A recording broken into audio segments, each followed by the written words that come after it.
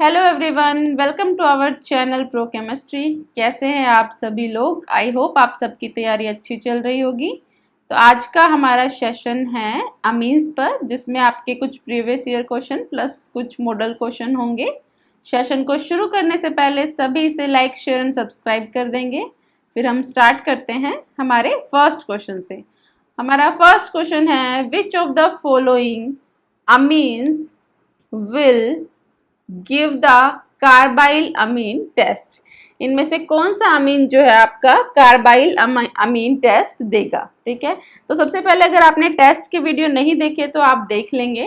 जो हमारा कार्बाइल अमीन टेस्ट है वो 1 डिग्री अमीन के लिए होता है। सिर्फ 1 डिग्री अमीन वो टेस्ट दे सकते हैं, सेकेंडरी और टर्शरी नहीं दे सकते। अब 1 डिग्री एलिफेटिक भी हो सकता है, 1 डिग्री एलिफेटिक भी वो टेस्ट देंगे, और 1 डिग्री एरोमेटिक अमीन होंगे तो भी वो ये टेस्ट देंगे। ठीक है, तो यहाँ पर देखो आपका नाइट्रोजन जो है 1 कार्बन से जुड़ा हुआ है तो ये प्राइमरी है। यहाँ पर 2 कार्बन से जुड़ा हुआ है, ये है सेकेंडरी। यहाँ पर भी ये 2 कार्बन से जुड़ा हुआ है, सेकेंडरी। यहाँ पर है टर्शरी, 3 कार्बन से जुड़ा हुआ है। तो ऑप्शन ए इज करेक्ट। जो आपका प्राइमरी एरोमेटिक अमीन है वो ये टेस्ट दे सकता है। ठीक है, नेक्स्ट क्वेश्चन पर आ जाइए। नेक्स्ट क्वेश्चन है, which of the following is not a correct statement for primary aliphatic अमीन। ठीक है, आपके अमीन्स में मोस्टली जो रिएक्शंस है आप देखेंगे वो प्राइमरी, या तो अमीन्स उनमें प्राइमरी अमीन बन रहा होगा या प्राइमरी अमीन के लिए होगी। तो ये आप थोड़ा ध्यान रखेंगे। ठीक है, तो आपका फर्स्ट ऑप्शन है, primary amines can be prepared in Gabriel phthalimide synthesis. आपका जो गैब्रियल थैलेमाइड सिंथेसिस होती है उसमें जो है प्राइमरी अमीन बनता है, एकदम सही बात है। फिर कह रहा है primary amines are less basic than secondary amines, कि प्राइमरी अमीन जो होते हैं लेस बेसिक होते हैं सेकेंडरी अमीन से। सही बात है, आपने पढ़ा है एक्वस में कि जो सेकेंडरी अमीन होते हैं, या आप नॉन एक्वस में भी आप जब देखेंगे कि सबसे ज़्यादा जो होता है टर्शरी अमीन होता है बेसिक, फिर सेकेंडरी होता है फ्री, फिर प्राइमरी होता है। आप प्लस आई के बेसिस पर उसको बताते हैं कि इंडक्टिव इफेक्ट जो है टर्शरी में सबसे ज़्यादा है, तो आपका टर्शरी सबसे ज़्यादा बेसिक है। ये हम नॉन एक्वस की बात कर रहे हैं, नॉन एक्वस की बात कर रहे हैं। एक्वस की बात भी हम आगे क्वेश्चन आएगा तो इसको जो है फुल एक्सप्लेन हम वहां पर कर देंगे। ठीक है, तो कह रहा है primary amine are less basic than secondary amine, एकदम सही बात है। आपको बताना क्या है, नोट करेक्ट, जो गलत बात है।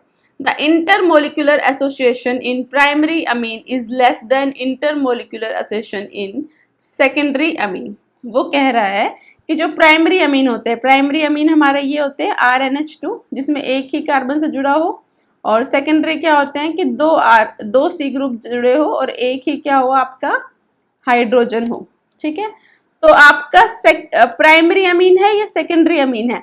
प्राइमरी अमीन में आपके पास 2 हाइड्रोजन है, 2 हाइड्रोजन है मतलब 2 हाइड्रोजन बॉन्ड इसमें बन सकती है भाई। जो वाटर मॉलिक्यूल के साथ हाइड्रोजन बॉन्ड बनती है वो 2 बन सकती है, और यहाँ पर भी आपकी क्या बन सकती है, 2 बन सकती है। लेकिन सेकेंडरी अमीन में सिर्फ एक ही हाइड्रोजन है, तो सिर्फ एक ही हाइड्रोजन बॉन्ड यहाँ पर बनेगी। ठीक है, तो ज्यादा इंटरेक्शन किस में हुई, इंटरमोलिकुलर एसोसिएशन आपकी प्राइमरी में। लेकिन ये क्या कह रहा है, primary Amin is less than, मतलब प्राइमरी अमीन में लेस इंटरेक्शन है, एसोसिएशन है सेकेंडरी से, जो कि एकदम गलत बात है, आपकी प्राइमरी में ज्यादा है। तो यहाँ पर करेक्ट ऑप्शन क्या हो गया, सी। ठीक है, नेक्स्ट क्वेश्चन पर आ जाइए। नेक्स्ट क्वेश्चन है आपका, Which of the following reaction is a example of ammonolysis. Ammonolysis का आपको एग्जाम्पल बताना है। तो ये तो बहुत ही इजी क्वेश्चन है। आपको अमोनोलिसिस के लिए क्या चाहिए, आपका एक जो रिएक्टेंट होगा वो अमोनिया होगा। ठीक है, एक जो आपका रिएक्टेंट होगा वो क्या होना चाहिए, अमोनिया होना चाहिए। तो इनमें चारों रिएक्शन में आपकी एक ही रिएक्शन ऐसी जिसमें एक रिएक्टेंट क्या है, अमोनिया है। तो करेक्ट ऑप्शन यहाँ पर क्या है, डी।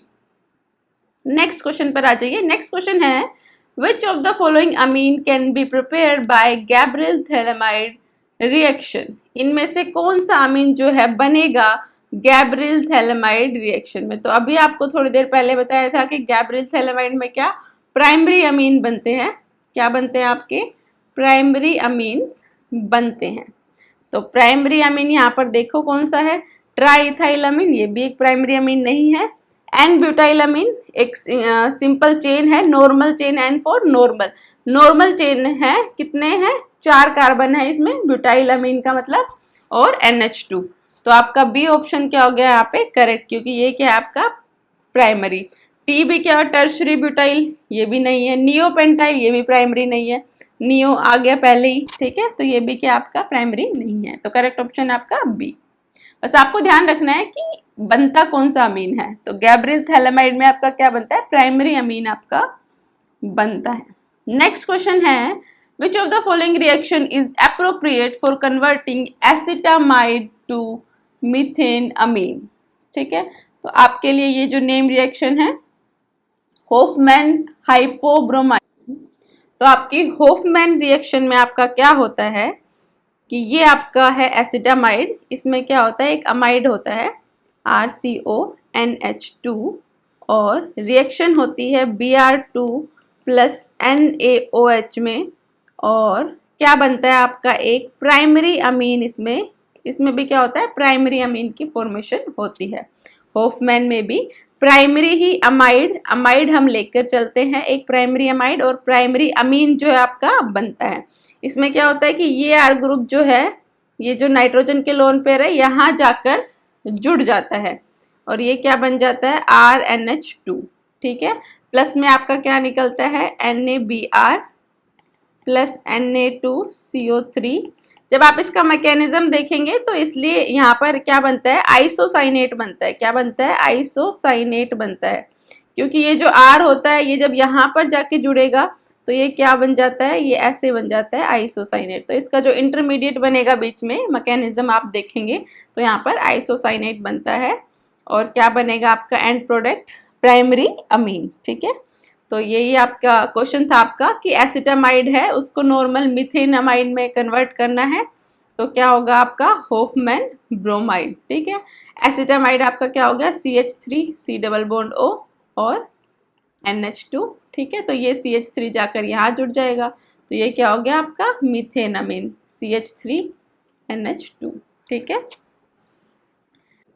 तो आपका 6th क्वेश्चन है, ethyl amine can be obtain from N ethyl phthalimide on treatment with. ठीक है, आपके पास क्या है, थैलेमाइड है, एन इथाइल थैलेमाइड, ये आपका क्या है एन इथाइल थैलेमाइड, ये आपका इथाइल ग्रुप। ठीक है, ये आपका इथाइल। तो इथाइल से आपको एन इथाइल थैलेमाइड से आपको बनाना है इथाइल अमीन। इथाइल अमीन मतलब CH3 CH2 और NH2। ठीक है, तो आप देख के ही रिएक्शन को समझ जाएंगे कि ये आपकी कौन सी रिएक्शन है, गैब्रियल थैलेमाइड रिएक्शन होती है ऐसी। ठीक है, जिसमें आप थैलेमाइड लेके चलते हैं और क्या बनता है आपका एंड में प्रोडक्ट 1 डिग्री अमीन जो आपका बनता है। तो आप इसमें रिएजेंट जो यूज करते हैं वो क्या यूज कर सकते हैं, NH2NH2। ठीक है, नेक्स्ट आपका क्वेश्चन है, the product formed by the reaction of N aldehyde with primary amine. ठीक है, आपको प्रोडक्ट बताना है जब आप एल्डिहाइड की रिएक्शन कराएंगे प्राइमरी अमीन के साथ। ठीक है, तो ये आपका मान लीजिए ये आपका हो गया एल्डिहाइड। ठीक है, और ये आपका हो गया RNH2 प्राइमरी अमीन हो गया। इसकी जब आप रिएक्शन कराएंगे तो क्या होगा कि H2O बाहर निकल जाएगा। ठीक है, H2O क्या होगा, बाहर निकल जाएगा और ये क्या हो जाएगा, आपका जो कार्बन है वो नाइट्रोजन के साथ जुड़ के बन जाएगा। और आपने एल्डिहाइड में पढ़ा होगा तो आपको ध्यान होगा, इसको हम क्या बोलते हैं, शिफ्स बेस। क्या बोलते हैं आपका, शिफ्स बेस। ठीक है, क्या बोलते हैं, शिफ्स बेस। तो यहाँ पर ऑप्शन क्या होगा, option C is correct. Next question पर आ जाइए। नेक्स्ट क्वेश्चन है, on heating an aliphatic primary amine with chloroform and ethanolic potassium hydroxide the organic compound form is. कुछ क्वेश्चन जो है आपको पढ़ते ही समझ आ जाने चाहिए कि क्या है, एक प्राइमरी जो है एलिफेटिक अमीन है उसकी रिएक्शन आप करा रहे हैं क्लोरोफॉर्म के साथ इन प्रेजेंस ऑफ इथेनोलिक मतलब एल्कोहलिक पोटेशियम हाइड्रोक्साइड। तो जो आपको रिएक्शन है, देखो आप देखोगे तो आपको समझ आ जाएगी कि रिएक्शन आपकी क्या है, कार्बाइल अमीन। ठीक है, कार्बाइल अमीन आपका ये रिएक्शन है, जिसको आप कार्बाइल अमीन टेस्ट भी बोलते हैं या फिर आइसोसाइनाइड टेस्ट भी आप बोलते हैं इसको। ठीक है, आइसोसाइनाइड टेस्ट आप किस लिए बोलते हैं, क्योंकि इसमें जो आपका प्रोडक्ट बनता है वो क्या बनता है, आइसोसाइनाइड बनता है, RN ट्रिपल बॉन्ड C। इसमें क्या बनता है, आइसोसाइनाइड जो है आपका प्रोडक्ट फॉर्म होता है। ठीक है, तो ऑप्शन आपको बताना है कि क्या बनेगा, एन एल्काइल आइसोसाइनाइड, जो कि एकदम सही बात है। तो ऑप्शन ए ही यहाँ पर क्या है, करेक्ट है। देखो यहाँ पे साइनाइड भी दिया हुआ है, आपको क्या पता होना चाहिए क्या बनता है, आइसोसाइनाइड बनता है इसमें। ठीक है, और इस टेस्ट को हम आइसोसाइनाइड के नाम से भी जानते हैं। नेक्स्ट क्वेश्चन है, क्वेश्चन नंबर 9 आपका क्या है, अ कंपाउंड विद मोलिकुलर मास 180, एक कंपाउंड है जिसका मोलिकुलर मास है 180, उसका जब हमने एसाइलेशन किया to get a compound with molecular mass 390, तो हमें एक और कंपाउंड मिला जिसका मोलिकुलर मास क्या था, 390। हमें निकालना है find the number of amino groups present per molecule of the former compound. जो हमारा शुरू का था जिसका मोलिकुलर मास 180 था, उसमें कितने अमीनो ग्रुप्स प्रेजेंट है। तो ये कह रहा है कि ए कोई कंपाउंड था जिसका मोलिकुलर मास कितना है आपका, 180 है।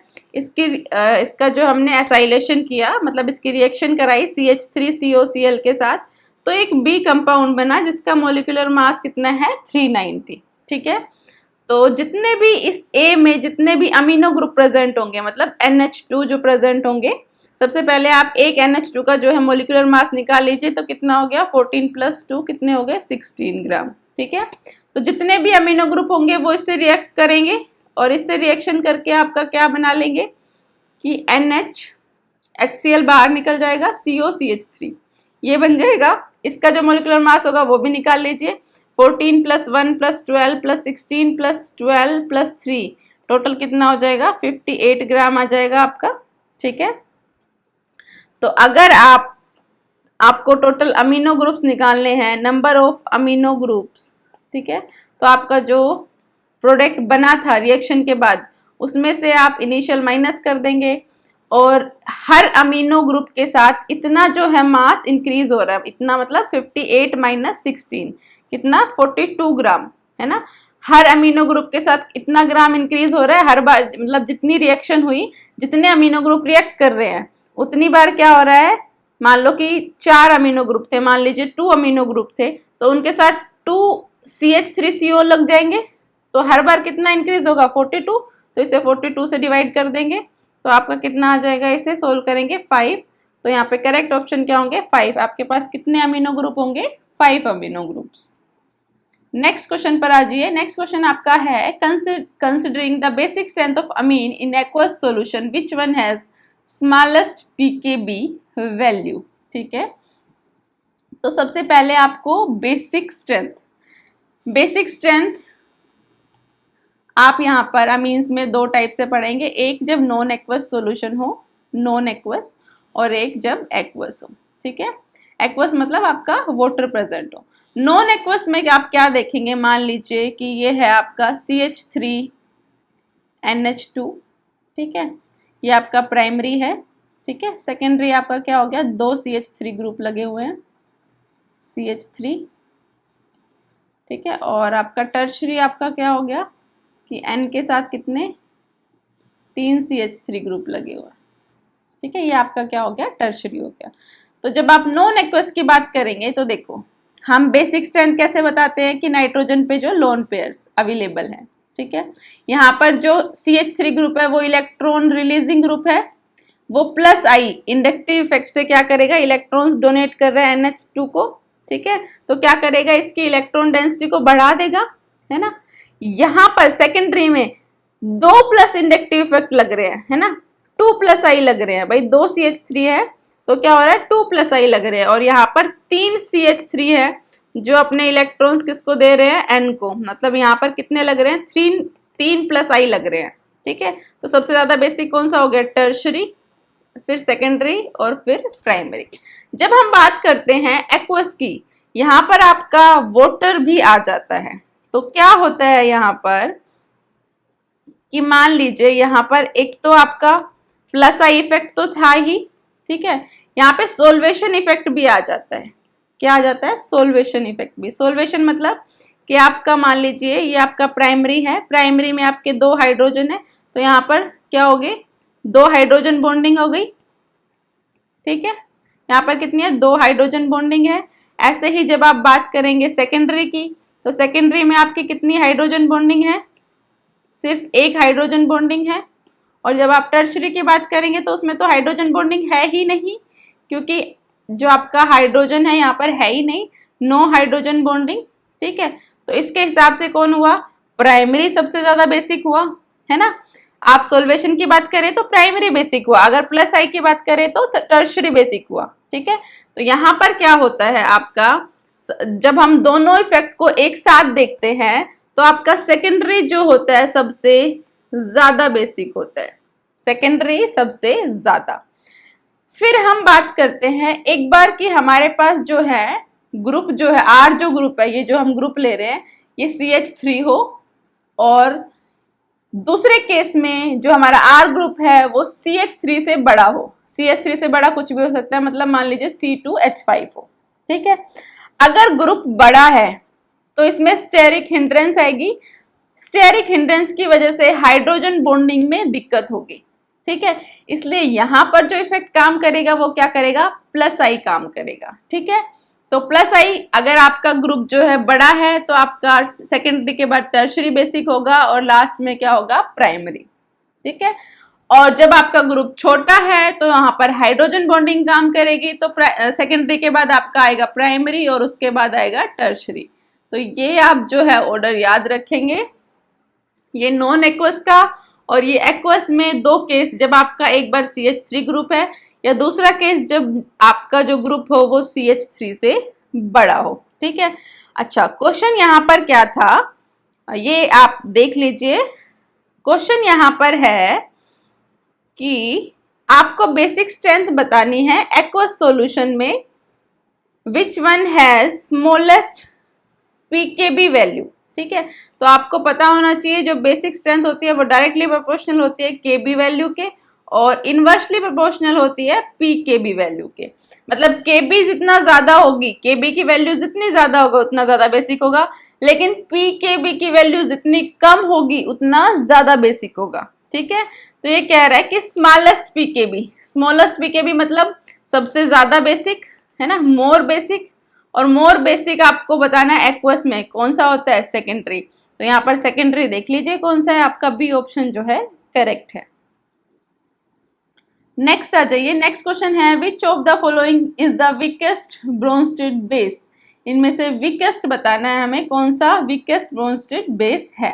तो आपको क्या देखना है, ब्रोंस्टेड में लोन पेयर्स अवेलेबल जो है नाइट्रोजन पे। अब देखिए हर इनमें हर केस में नाइट्रोजन है और हर केस में नाइट्रोजन पे क्या है, लोन पेयर।